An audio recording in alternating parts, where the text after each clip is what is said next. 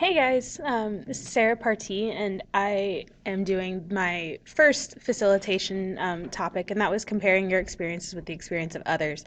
And this is found in the Sayer 2010 book in chapter 3 from page 35 to 41. So bottom line, these pages really, it's all about asking. It's about asking your colleagues what's worked for them. It's about consulting literature about what has been tried and what's worked and what hasn't and what other people have found. It's all about kind of bringing things together and not reinventing the wheel constantly.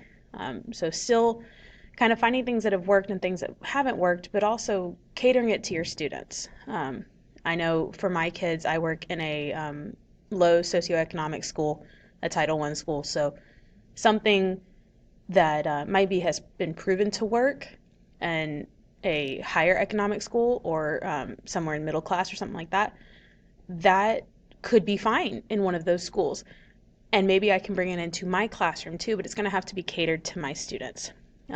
So it's all about doing your research both with your own colleagues at your own school, or for us with our professors or our TAs, things like that, to kind of figure out what other people have done that works and bring it all together for you specifically and what's going to work for your classroom and the students sitting inside of it. This can include remediation, it can include enrichment, it can include just basic, how do I plan my day? How do I plan this lesson? Because sometimes we're getting into things that are kind of difficult, and it's just going to be easier to weed out things that have already been proven not to work. So it really honed in on a couple different specific parts, and one was gathering insights from your colleagues. I know at my school we have collaborative plannings. So I teach math, I teach Algebra 2 and pre-calculus specifically. So one day a week during my planning period, I meet with my Algebra 2 team and we, do our plans for the week, or we discuss data. We're comparing, we're contrasting our students, figuring out what is working and what's not. And I do the same thing on a different day with my pre-cal team. We have leaders for those groups that are veteran teachers so that we have a little bit of guidance and we can share our experiences. It's important to consult authorities in your field.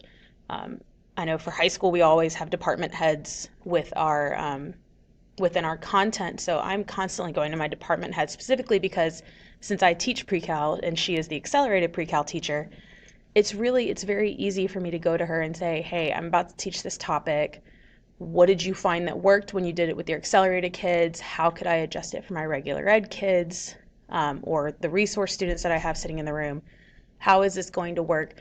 What is never going to work? And what can we kind of adjust for my kids specifically? And Saker talks about this on page 36. Another thing that it talks about is the lit review, and really the bottom line of this was none of us want to do it. None of us want to go weed through the literature and weed through the articles about what has been written on, a specific topic we're teaching or a specific method we're using. I know my school is really big right now into the gradual release theory. So we really work on starting students with topics when we are just really focused instruction and then working them through guided, collaborative, all the way to independent. So we are taking the responsibility off ourselves and gradually putting it on the student, which seems like common sense. But of course, there's a ton of literature review, and especially things that seem like common sense, we don't want to go do the research on it. But bottom line, according to Sager, is we need to. We need to get out there. We need to read about these methods. We need to read about places they've been used and kind of sorry, my email's coming on. And what's going on with them so that we can avoid making mistakes that others have found, even with these proven methods or methods that are widely accepted. There's still going to be some errors, and it's easier if we can go through a lit review and find those before we make them as well. And he kind of got into that a little bit as well with adopting commercial programs. These are programs that have already been widely accepted. Others have come up with good beneficial ideas or programs that you can try. So you can find things all over the place if you go online and look up, teaching methods or research methods or all these kind of things. You can go online and you can find things about it with lit reviews or even just talking to your colleagues. I'm sorry. But it's still always about you have to cater them to your own students or your own topic. I necessarily wouldn't do some kind of in-depth brainstorming or things like that with my students because I teach math and it's not as connected as if I were to be teaching social studies. I wouldn't be using writing processes and things like that as much as a language arts teacher would.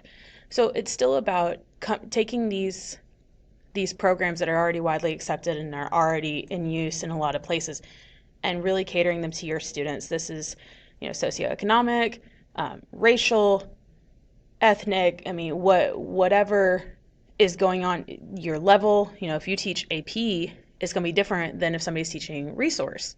You can use the same method and it can be the same overall idea, but it needs to be specific to your students. And the only way that you can really do that is to get to know your students. I know that's beaten to our head as teachers, but it's going to require you to know your students in order to be able to cater programs to them.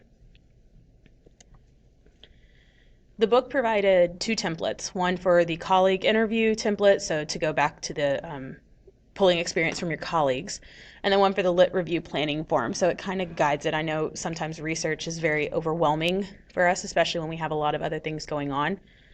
And so the planning form kind of helped you to hone in and guide you through lit research. I found it really helpful to get you started when you're first beginning lit reviews and lit research, as opposed to maybe I wouldn't go with it every time. Once I got more comfortable with it and I could start figuring out where I wanted or where I needed things and where I needed to look, I could probably stray away from it. But to begin, I thought it was really helpful.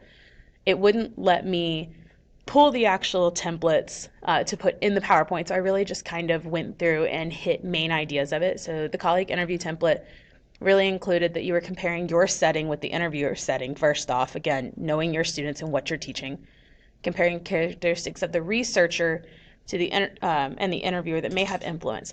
If maybe I speak a little bit louder and I'm just a little bit more of a presence than that of the interviewer might have had to do some things to get students' attention that I didn't really necessarily have to do. So it's about, how are you different from the person that you're speaking to?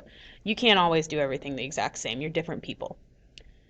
Obviously, comparing resources available, connecting outcomes to program being researched, and confounding factors. What is going to have an influence that maybe you're not really thinking about?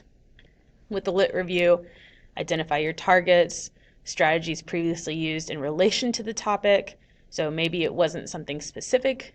Maybe you read something and was like, oh yeah, I hadn't even thought about using that and how it relates here. Big keywords, successful strategies, and comparing previously completed research with your setting. Again, not everything is going to perfectly coincide with the classroom that you are standing in. You're going to have to take knowledge and put it into your own setting. So my discussion prompt was, what ways do you and your colleagues collaborate on methods that have worked or failed? Do you do collaborative planning the way my school is amazingly providing us with? Do you talk to each other outside of school? Do you have some kind of template that you all fill out? How do you and your colleagues collaborate on what's worked and what hasn't specifically?